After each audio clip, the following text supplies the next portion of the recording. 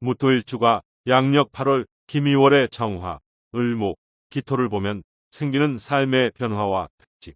2023년 양력 7월 7일 수서부터 8월 001입추 전까지다. 즉 사주는 양, 음력이 아닌 24절기 중심이다. 미토 지장간, 지장간의 초기 정화 9일, 중기본기 을목 3일, 본기, 기토 18일 월율 분야로 기운을 갖고 작용을 한다. 이 시기는 환절기로 토이다. 즉 봄에서 여름, 여름에서 가을, 가을에서 겨울, 겨울에서 봄으로 넘어가는 환절기가 토인데 특히 여름에서 가을로 넘어갈 때가 토가 강한 때이며 신고 기르는 기운, 화합하고 중재하는 기운이 토다. 무더운 여름에 나무는 잎은 무성하나 기운이 다 발설되어 힘이 없다. 끓은 한낮을 지나 여름과 가을 사이 중앙을 의미한다.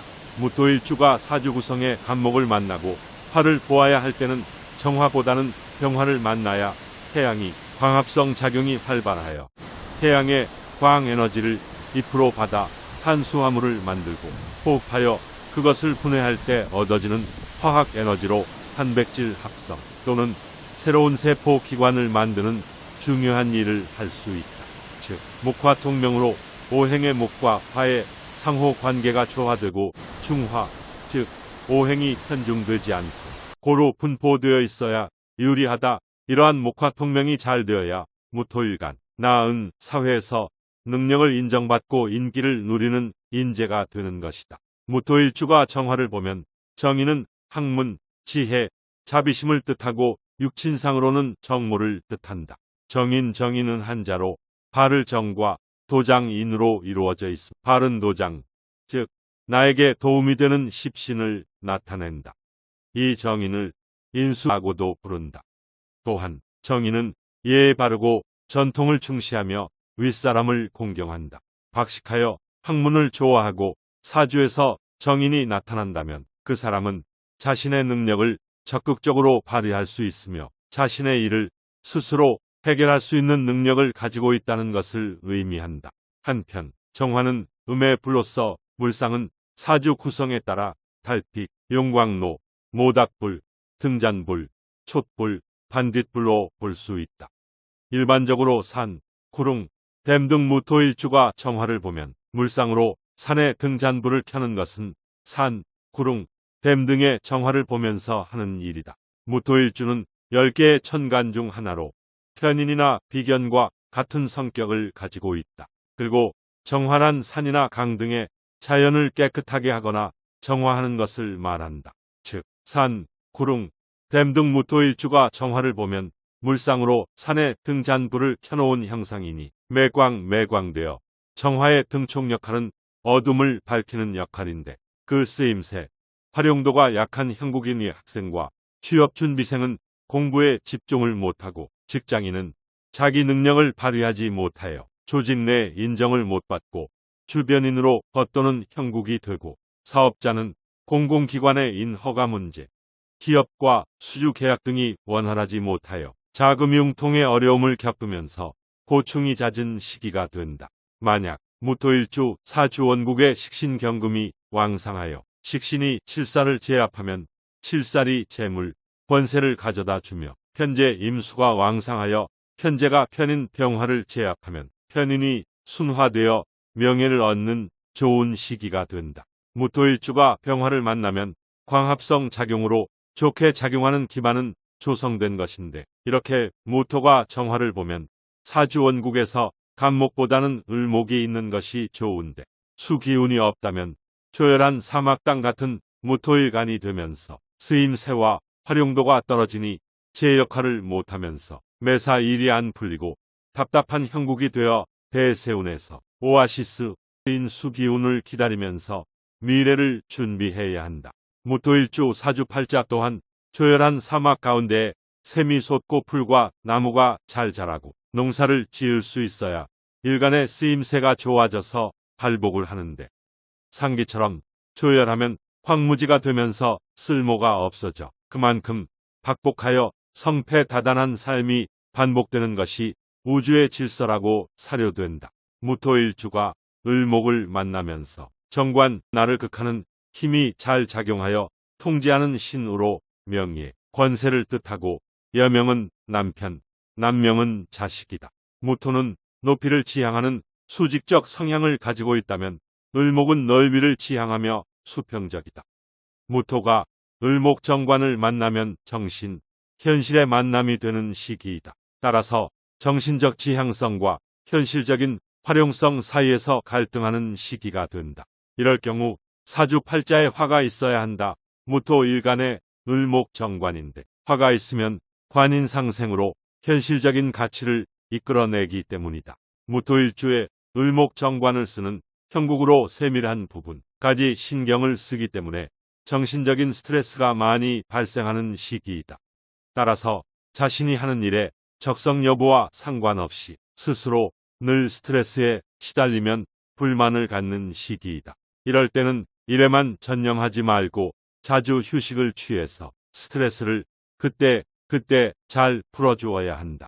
만약 관사론잡 사주이면 정신적 현실적 사이에서 늘 갈등하고 피곤해진다. 이런 경우 운에서 기토, 경금이 들어와서 둘 중 한 개를 합거해야 버틸 수 있다. 정관은 길신이나 너무 많으면 좋지 않고 칠살 편관 이같이 있어도 관사론잡하여 나쁘다. 이런 경우 운에서 기토, 경금이 들어와서 둘 중 한 개를 합거해야 버틸 수 있다. 정관은 바른 생활을 하고 예에 바르며 품위가 있다. 정관이 청하면 공직자라고 하며 약하면 회사원이다. 정관은 겁재를 제압하니 내 재물을 보호한다. 대운세운이 정관운이면 승진, 취직, 시험 합격, 재물을 얻는 등 좋은 일이 있다. 그러나 기신일간을 방해하며 일간이 꺼리는 오행의 신이면 오히려 실직하거나 불명예, 시험에 불합격한다. 편기는 때에 따라서는 정제보다 더 큰 성과를 얻을 수 있다. 그러나 사주에서 기신 일간을 방해하며 일간이 꺼리는 오행의 신이면 오히려 실직하거나 불명예, 시험에 불합격하는 일들이 생긴다. 무토일간이 기토를 보면 겁재가 비견에 비해 재물을 겁탈하고 재성을 극하는 힘이 2배나 크다. 또한 겁재운이 들어오면 투자보다는 단기간 투기, 투자를 선호한다.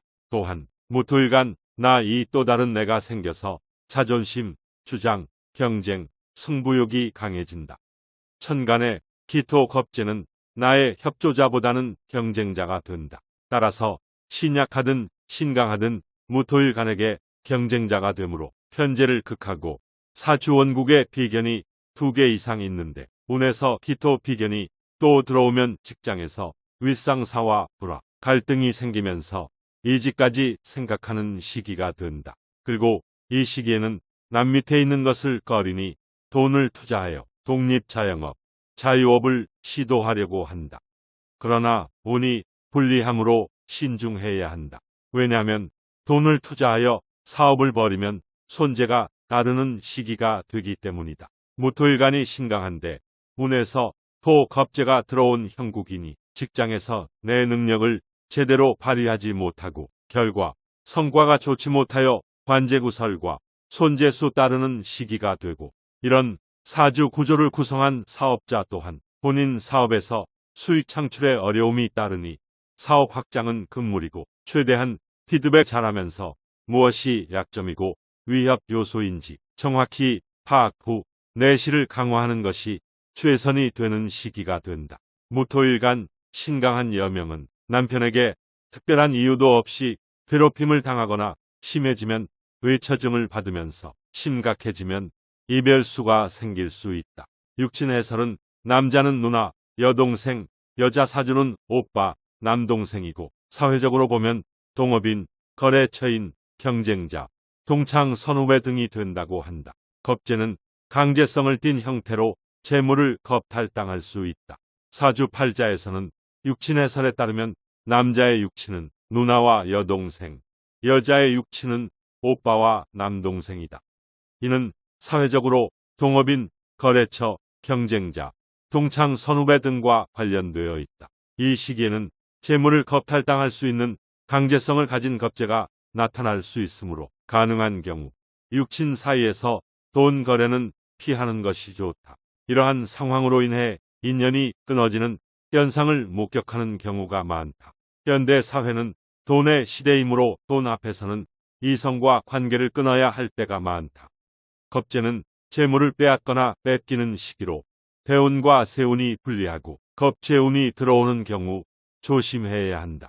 짧은 기간에도 재물이 한순간에 사라질 수 있으며 군겁쟁제로 인해 이성과의 경쟁도 벌어지는 시기이므로 신중하고 분별력과 판단력을 유지해야 한다. 단, 사주 구성에 식신이 강하고 쇠지나 절지에 위치하지 않으면 식신이 재성을 발휘하며 겁재를 제압함으로써 재물운이 좋아질 수 있다. 또한 사주 구성에 정관이 강하게 나타나 겁재를 제압한다면 재물을 얻는 좋은 시기가 된다.